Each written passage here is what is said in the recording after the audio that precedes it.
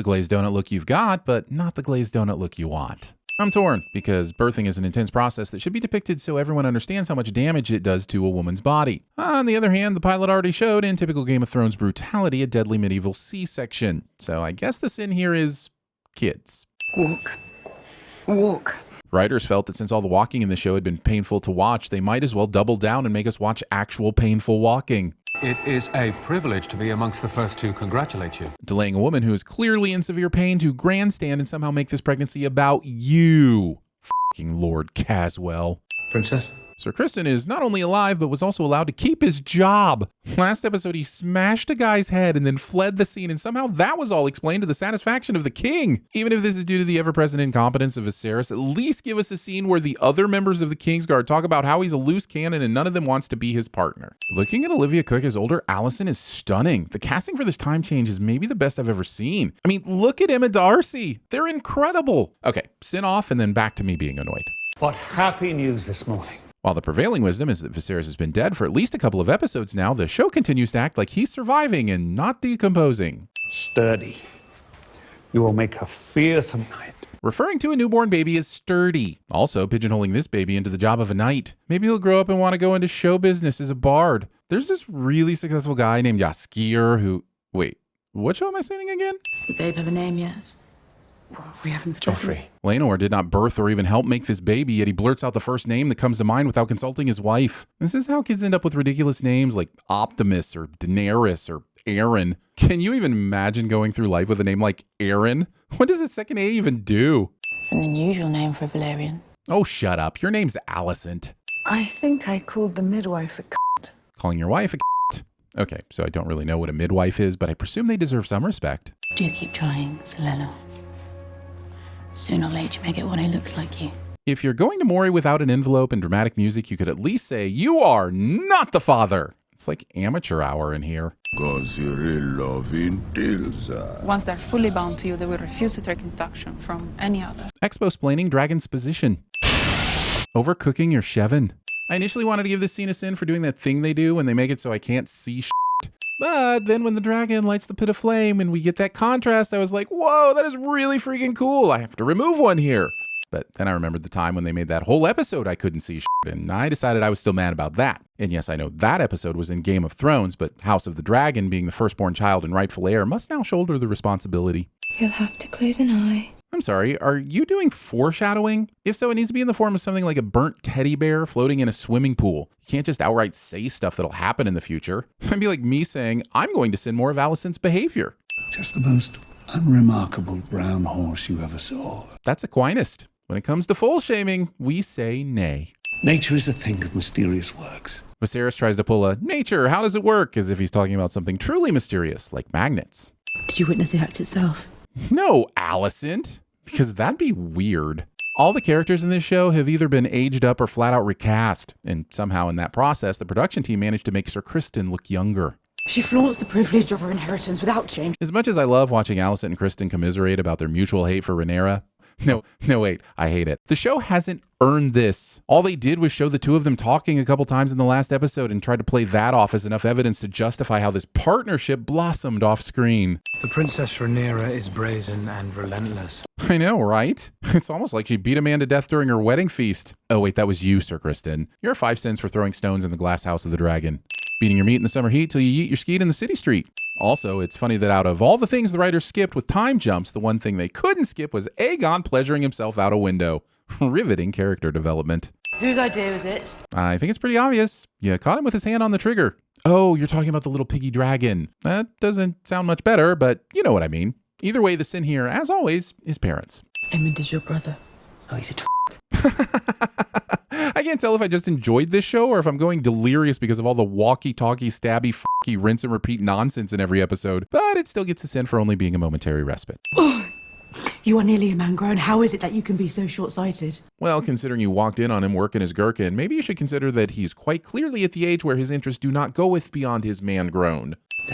You are the challenge! Alicent is right that the boy she just walked in on, in hand, is a challenge. But as far as the story goes, we've seen little to suggest that he is the challenge. And getting through episode after episode of characters refusing to see what is obvious to the audience has become my challenge. Every now and then, it feels like the show suddenly remembers these characters have dragons. It's a lot of fun to watch, but it's also gratuitous, kind of like all the plane thrusting going on in the opening sequence of Tom Cruise Maverick. We are without responsibility. The political scheming, the endless shifting of loyalties in succession is none of ours. Over the past 10 years, it seems Damon may have acquired a semblance of care for family and future, which makes it a shame that this episode only skims the surface of this potential character development. And for all I know, in the next episode, it'll be 8 years later, and Damon will be a priest who does traveling Scrabble tournaments, and the show will be like, it happened, f*** you, deal with it. At my end, I want to die a dragon rider's death. What exactly is a dragon rider's death? I'm assuming it has something to do with being eaten, falling from a great height, or being burned alive. And before you suggest I read the book, let me be the first to welcome you to TVSins, where we sin what's on screen without knowing what's on the page. Stick around. We're getting a petting zoo soon. Soften your knees. Feet light. Your feet light, your hands heavy. Are these instructions supposed to mean something relevant to sword fighting, or anything outside the transmutation of matter? Also, why is Sir Kristen allowed to work with kids or anywhere within 100 yards of a school? Again, I'm only asking because he bludgeoned a man to death. Also, he may be the swordsman this series deserves, but he is not the Serial Pharrell we need right now. Let's see if you can touch me. You can add that right to the list of things a teacher should never say to a student. The show asks us to believe that Lord Strong ignores the clear issue of Sir Harwin being around Rhaenyra's children, even though this error in judgment goes against his character previously being presented as smart and calculating. I don't mind drama, but I do mind unnecessary dumb drama mixing in with the already existing vast quantities of regular drama. Stay on the attack! Encouraging child abuse because you're still mad about your ex-girlfriend's new side piece. Let it go, dude. It's been some number of years. I'd have a more precise number for you, but the time skips have damaged my personal chronometer calibration beyond repair. Most men would only have that kind of devotion toward a cousin, or a brother, or a son. Losing your temper and resorting to violence because the plot needs it, and not because we know this to be true for your character. We send Sir Kristen for it, and you bet we'll do the same for Sir Strong. You have laid us open to accusations of an uglier treachery. And what treachery is that? All right, how strong, now with some skin in the game. And Sir Harwin seems like he could be a formidable ally to Rhaenyra's cause. Hold on, am I starting to care about a character? I think I might be starting to care about a character. Oh boy, I can't wait to see where this goes. Milk swells the breast. Openly discussing your wife's bosom and lactation with another man to show the audience that you are a drunken asshole, and not because we have any proof that Carl doesn't know how boobs work. War is afoot again in the Stepstones, Rhaenyra. Laenor shouldn't be excited about going back to the Stepstones, but I understand exactly why he wants to go. I don't want to be here anymore either. It's almost like making a world that the characters dislike as much as the audience was a bad idea. A giant, they say, who dyes his beard purple and wears women's frocks. I'm not sure what kind, but this feels phobic. And you live in a world with dragons. How is that the weirdest thing you've heard today? For 10 years, you have indulged yourself at court. Bought the finest horses. Drunk the rarest of wines.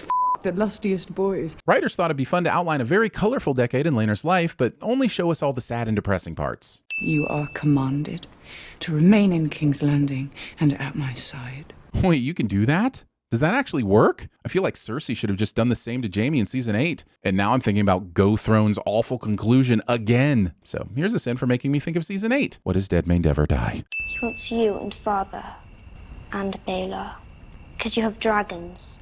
There is more than one way to bind yourself to a dragon. I think the lesson here should have been that you're still valuable even if you don't have a dragon. But what do I know? I'm not the blood of old Valeria. And now I ride a Baelor, the largest in the world. Bragging about your huge dragon to your daughter who still doesn't have one. Wasting booze. If you don't like the alcohol, don't drink it, but don't waste it. There are desperate skeletons atop grandfather clocks who would love to have that booze.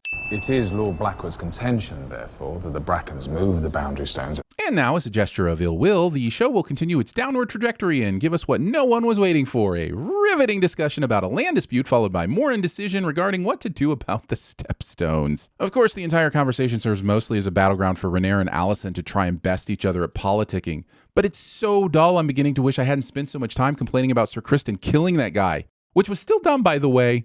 You may do as you wish, husband, when I am cold in my grave. It is very confusing as to how much power Alicent has by law and how much is just due to Viserys having no backbone. Literally and metaphorically. I think it may have fallen out of his ass. The point is, her influence seems to change and become greater with each episode, and we're just supposed to accept it as a matter of fact when it raises relevant questions about how anything works in this world. I have come to resign my position as Hand of the King. I cannot accept this. You can't reject a resignation, Viserys. If someone quits, they quit. If a boss could just decline a resignation and send their worker back out on the floor, I'd still be working at Chuck E. Cheese being spit on and kicked by little children. But I quit. And look at me now, in a job of respect, where I'm left mostly without being kicked. Meat without wine is also a sin.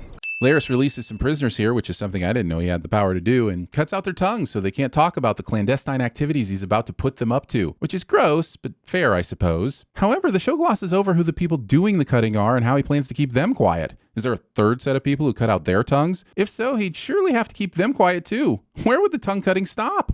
Must push now, my lady!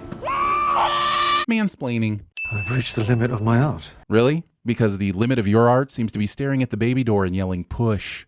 I'm not saying that Lena wasn't capable of moving so quickly that Daemon couldn't catch up to her before she got all the way outside and over to Vhagar. What I am saying is that Daemon might be phoning in this foot chase just so the episode could end with the multiple fire-related deaths of characters the show has barely attempted to make us care about.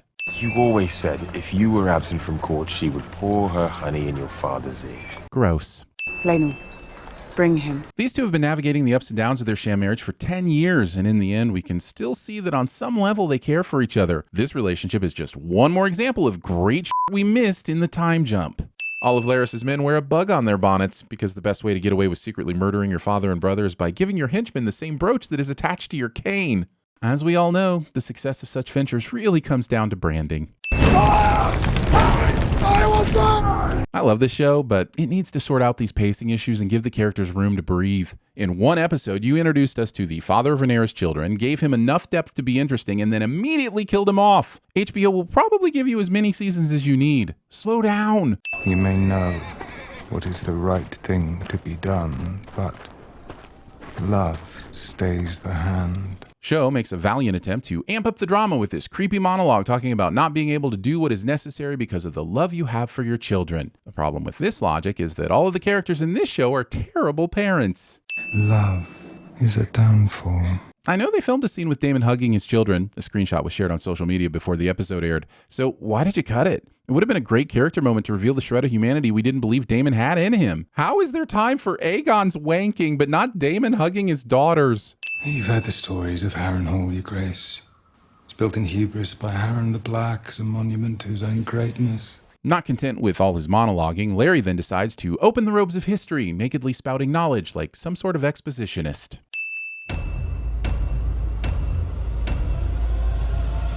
You're beginning to irritate me.